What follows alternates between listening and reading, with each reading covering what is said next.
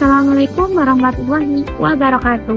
Perkenalkan, nama saya Rizka Putri Amelia dengan NIM 2023 10 11 03 11 049 atau bisa disebut dengan NIM akhir 049. Di sini saya akan membawakan tentang materi manajemen perkara hukum. Pada video singkat ini, saya akan membahas tentang peran komunikasi dalam proses penanganan perkara dan langkah-langkah praktis untuk membangun kepercayaan serta mengolah dokumen secara efektif.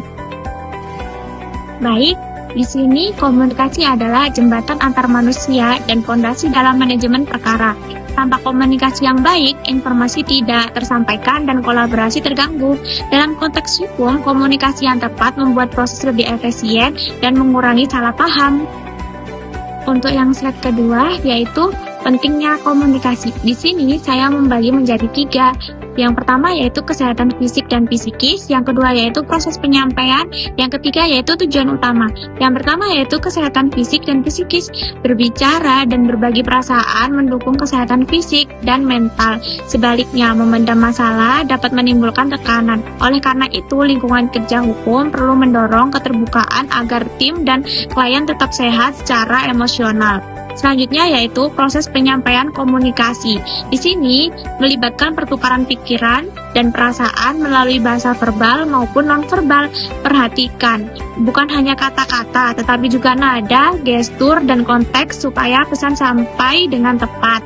Selanjutnya yaitu tentang tujuan utama. Tujuan utama komunikasi adalah memastikan pesan dimengerti, memahami pihak lain, dan mendorong tindakan yang relevan.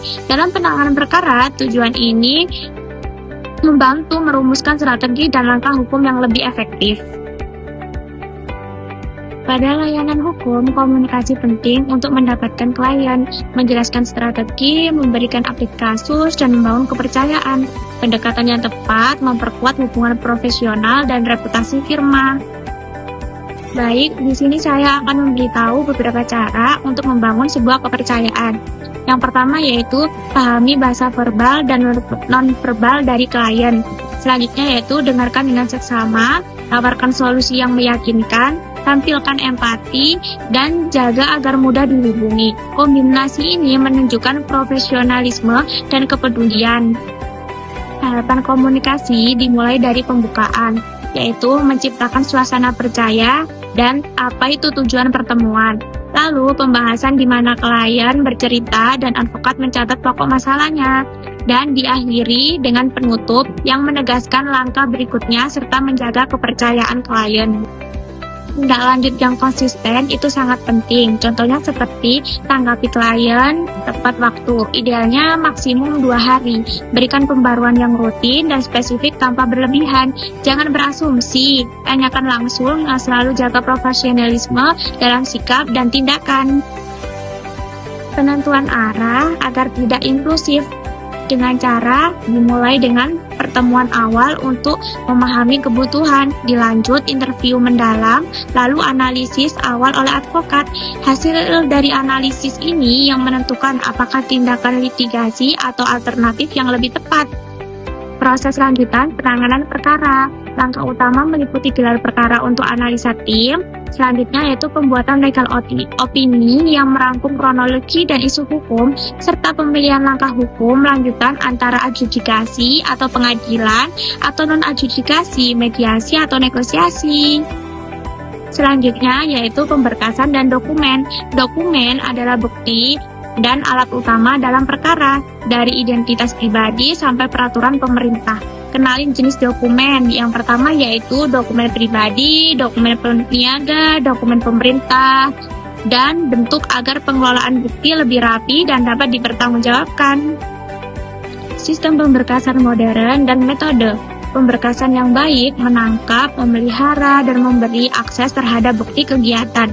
Sistem logis mempercepat, menelusuri, dan melindungi data.